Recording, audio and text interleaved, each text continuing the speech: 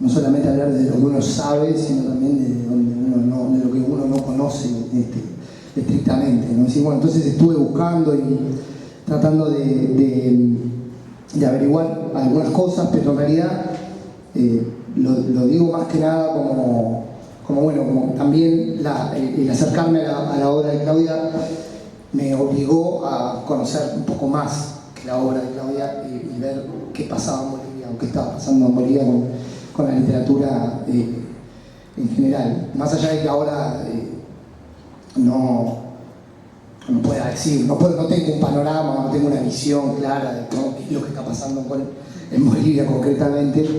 Sí agradezco también el hecho de poder haber empezado a bucear en esa literatura que no conocía en profundidad, por lo menos. Y digo esto porque me encontré con una, por lo menos en apariencia, porque no conozco el movimiento en sí, pero o la actividad, pero me encontré con que hay una apuesta a la literatura infantil y juvenil en Bolivia, que creo que más allá de que nosotros también tenemos nuestro movimiento, digamos, o nuestros movimientos dentro de la literatura infantil y juvenil, porque esto también es importante, ¿no? Es decir, uno también mira a los otros países y ese ejercicio de mirar lo que hacen en otros lugares también es un ejercicio para pensarse a uno, ¿no? Como qué es lo que estamos haciendo nosotros. Y me encontré con que en Bolivia existe la Academia Boliviana de Literatura Infantil y Juvenil, que existe desde el año 2006, que una uruguaya tuvo algo que ver con eso, que es Silvia Puentes de Ollenar. Pero más allá de eso, que sería como la ronda de los goles uruguayos en el exterior, no es la idea. Digo esto de la creación de la academia porque me pareció un hecho en comparación con la situación que nosotros tenemos, que sí tenemos un montón de escritores de literatura infantil y un movimiento, creo, bastante, a una organización de dibujantes de literatura infantil, pero me llamó la atención que existiera en Bolivia una academia boliviana de literatura infantil y juvenil que todos los años, cada 2 años, premia los libros en distintas categorías, los mejores libros de ese periodo, ¿no? Y digo, esto surgió precisamente porque para el bienio 2013-2014 el libro de Claudia, Cómo vuelan las mariposas, fue el libro elegido por la Academia como un libro del año en la categoría, o sea, aspecto que la lectura surgió con mucha fuerza de los 2 libros, ¿no? Que es, bueno, Claudia eligió meterse en temas complicados.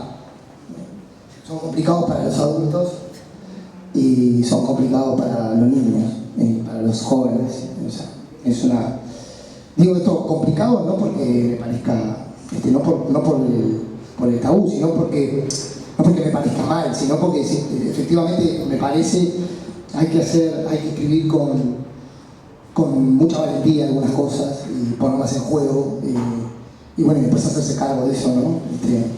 Capaz que Claudia podrá contarnos cuáles fueron las reacciones o cuáles pueden haber sido las reacciones de los padres o de los familiares frente a estos textos, ¿no? Entonces, ¿qué quiero decir con esto? Bueno, Como vuelan las mariposas, que es el libro que fue premiado y que fue publicado en 2013, que es este que tienen acá, hay una poesía, hay una búsqueda en la poesía de Claudia de temas amorosos, de la sexualidad concretamente, en textos como de besos y destierros o adiós garabatos, ¿no? Es decir, en varios textos del poemario la sexualidad está trabajada directamente, o sea, y sin, obviamente que no estoy diciendo directamente en el sentido de que no hay una búsqueda de imágenes retorcidas que uno tiene que hacer, descifrar un jeroglífico para entender que se está hablando del cuerpo de la mujer, se está hablando de la sexualidad, se está hablando del deseo, digamos, ¿no? Entonces esto me parece que en algunos poemas aparece con mucha claridad y con un tratamiento que me parece que está, nada, que es un hallazgo que me resultó precisamente partiendo de todo eso. No, simplemente no sé cuánto tiempo tenemos y no quiero tampoco aburrirlos mucho, pero además quería entrar en la novela que puedo decir algunas cosas, quiero decir algunas cosas más, pero también y en el mismo sentido un poco de lo que decía respecto a no bastardear los contenidos por una cuestión de que bueno, estoy hablando a los jóvenes y son medios, o sea, y eso bueno, no como subalternizarlo o convertir al joven en una persona que no puede entender algunas cosas. También en la poesía de este libro aparecen algunos elementos que me parecen muy interesantes también, que tienen que ver con el juego de la palabra en el espacio. Hay un poema en particular que juega con la tipografía, ¿no? Que se llama El laberinto. También en Agujas aparece este uso del espacio, de la página en el espacio, ¿sí? Cosas que ayudan también a comprender la poesía no solamente como una expresión, es decir, que le muestra a esos lectores más jóvenes que la poesía no es solamente un ejercicio de expresión de los sentimientos, sino que también es experimentación con la palabra, experimentación con lo gráfico, con la palabra en el espacio, que no es solamente o meramente un espacio para la expresión de nuestros sentimientos, ¿no? Y eso también me parece que el libro aporta en ese sentido algunos textos que permiten un acercamiento distinto a la literatura, que no sea solamente voy a expresar lo que siento, ¿no? Y en ese mismo sentido, Ayúdame a escribir, creo que también apostando a lo lúdico y a la participación, digamos, ¿no? del lector, también aporta en ese sentido, ¿no? Aporta a esa concepción de la poesía, no solamente como un espacio también incluso de solemnidad, ¿no? Que a veces eso ayuda a construir barreras en los jóvenes hacia la literatura, ¿no? Esta cosa de, vamos a medir versos, también hay un espacio para el juego, para la apertura, para los textos que no están completos, ¿no? O sea, que necesitan de la participación del lector para su concreción como tal, ¿no? Eso pasa concretamente en Ayúdame a escribir, donde la voz poética nos pregunta cosas y responde, pero responde de un modo que yo creo que es una invitación a buscar las respuestas propias, ¿no? Entonces eso me pareció también un elemento muy interesante del libro. Y finalmente, solamente señalar el poema Casa Agua, que me pareció también, además de que me gustó mucho, me pareció también que permitía atar, es uno de los últimos poemas, o sea, en la última parte del libro, pero me permite atar el tema de este poema, me permite atar con la novela, porque de algún modo trabaja la cuestión de las generaciones, la cuestión de la maternidad, la cuestión del vínculo con la maternidad, y cómo a veces con el paso del tiempo nos hacemos preguntas distintas respecto a la maternidad, respecto a nuestra existencia como hijos y luego a nuestra existencia como padres. Eso me pareció un texto en ese sentido muy interesante. Casa Agua, antes de nacer se lo dije, no confío en la aurora ni en la existencia lanzada a cuatro vientos para ocultar la verdad. Ahora ya nacida le digo, confío en su boca que alimenta y en su existencia perfumada de valor. ahora ya nacida, les pido que juntas volquemos la alquimia desolada de su parto, arranquemos de su cuerpo aquellas manos, forjemos la aurora de su nacimiento en mi propio parto. Me pareció un texto que me permitía introducirme en Diálogo del Silencio, que es la novela en la que Claudia está trabajando y promoviendo ahora mismo. O sea, es una novela que salió este año. Vi por ahí algunas noticias de que presentó en 2 ferias del libro, por lo menos, que en la propia Bolivia, ¿no? Eso también me pareció un elemento interesante, ¿no? Es decir, esa movida que hay de ferias y de promoción de la industria editorial en Bolivia. La novela empieza con un mensaje encriptado.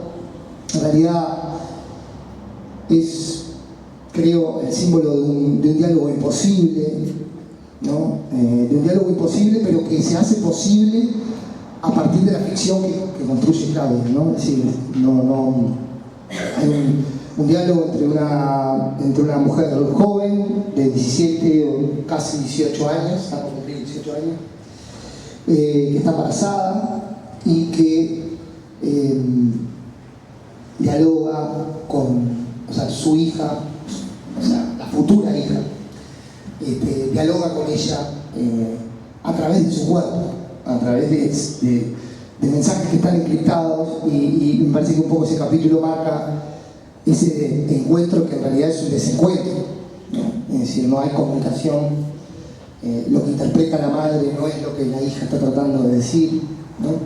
En ese sentido es un diálogo imposible, pero que, como decía, la propia novela hace posible, ¿no? La ficción hace posible ese diálogo. Y decía esto porque toca varios temas, la novela, que están relacionadas con la relación padre-hijo, con la relación con nuestro cuerpo en la adolescencia, todas cosas que realmente no son fáciles de tratar. Creo que nosotros podemos contarnos un poco si eso fue o no fue una dificultad, pero creo que a priori uno puede pensar que es una dificultad, ¿no? Es decir, bueno, ¿cómo hablo de esto? ¿Cómo lo planteo? ¿Qué cosas puedo decir? ¿Qué cosas no? ¿No? O sea, me parece que a mí por lo menos era lo que me llamaba la atención de la novela, ¿no? Porque efectivamente la relación del cuerpo de Annie, que es la protagonista de la novela, personaje central, no solamente es un diálogo con ese futuro bebé, sino que es un diálogo con su cuerpo en general, ¿no? O sea, por eso me parecía que ese primer capítulo y ese desencuentro tenía que ver con eso, ¿no? Con el vínculo que tenemos con nuestro cuerpo, con la libertad con la que lo manejamos o no, con la independencia, ¿no? En un momento esto es parte del discurso, digamos, del narrador, ¿no? Y bueno, qué tan independientes somos, qué tan responsables somos de nuestra independencia, ¿no? Como ven, temas que me parece que no es fácil plantearlos así, no se pueden plantear por arriba, digamos, ¿no? O sea, como superficialmente, más pensando en este público juvenil.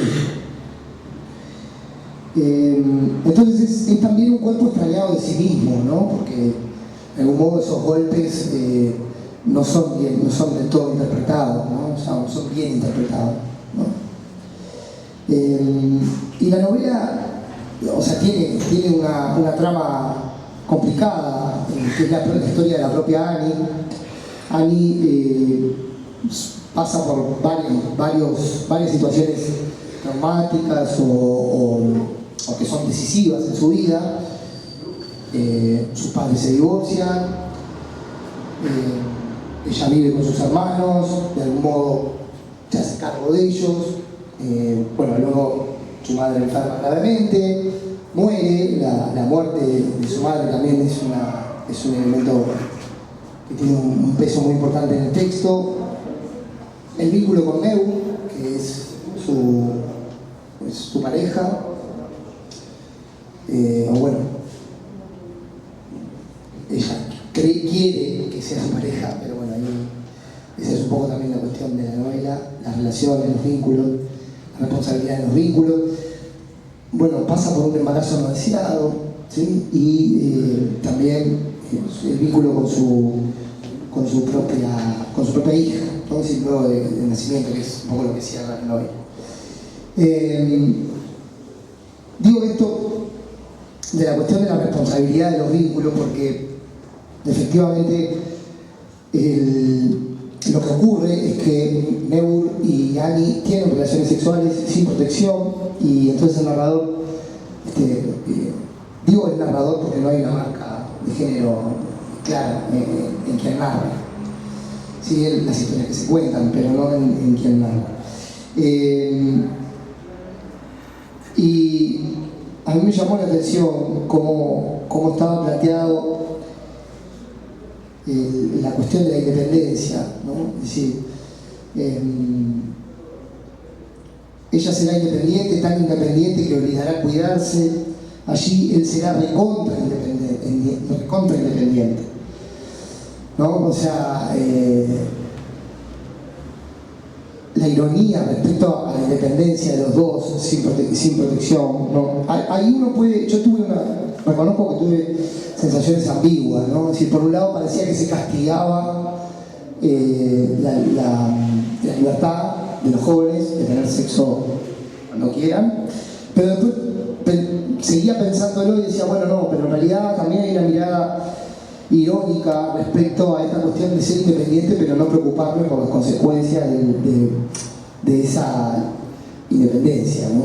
Entonces, bueno, ahí tuve una sensación ambigua respecto a cómo el narrador cuenta eso y cómo se termina planteando el problema, pero efectivamente después, en el avance de cómo se van dando las cosas, ¿no? Una vez que ese personaje central se da cuenta que está embarazada, se lo dice al personaje masculino, ahí empiezan a aparecer también, y creo que es una cosa que la novela se anima a meterse y que es desde mi punto de vista, está bien trabajado, capaz que por ahí algunas valoraciones morales uno puede ser más o menos abierto respecto a algunas cosas, pero efectivamente la representación que aparece del varón es, digamos, ayuda a pensar algunas conductas en los lectores varones y también, por supuesto, en las lectoras mujeres, pero me parece que si uno pasa a raya, efectivamente lo que ocurre es que es un llamado a la responsabilidad de los dos, digamos, ¿no? Y me pareció interesante y me movilizó, digamos, si ustedes quieren, por cómo están planteadas las actitudes de los varones frente a un embarazo no deseado, ¿no? Y no me refiero a la opción del aborto, sino simplemente a esta cuestión de, bueno, tengo sexo con una mujer, luego con otra, y no me preocupo por la protección, no me preocupo. Y ahí aparecen algunos estereotipos de cuando se construyen los personajes que a mí me parece que resultan didácticos, ¿no? O sea, me parece que algunas prácticas, los celos, por ejemplo, de Neur, cuando ya ni siquiera era pareja de ella, ¿no? O sea, me parece que trata de mostrar interpelar a los varones, en tanto vinculados, o sea, en una relación y las consecuencias de esas relaciones, ¿no? Me pareció eso una cosa difícil de tratar, pero que en la novela está resuelta de una manera, a mi gusto, interesante en el sentido de esta interpelación a los hombres, ¿no? Bueno, a nosotros. Yo sé que tengo que terminar, pero quería decir simplemente que no voy a poder decir todo, tenía más cosas para decir, pero como siempre Eli me censura, lo voy a dejar pasar, pero bueno, ya me voy a poder tomar mi venganza. No, simplemente con esto, más allá de las bromas, el texto tiene una serie de paratextos, los dos libros tienen una serie de paratextos que ayudan a trabajar con el texto en clase o simplemente a orientar al lector en algunas lecturas posibles, o simplemente, y eso es lo que más interesante me resultó de esos paratextos, de esos textos que la editorial incorpora al libro. Yo los incorporo. Ah, son tuyos. De mi creación literaria. Ah, parte de tu, perfecto, eso no me quedaba claro en el libro, pensé que era más una estrategia editorial que una cosa tuya. Pero entonces, con más razón, porque esos textos obligan a pensar el texto que acabamos de leer, y no siempre en un sentido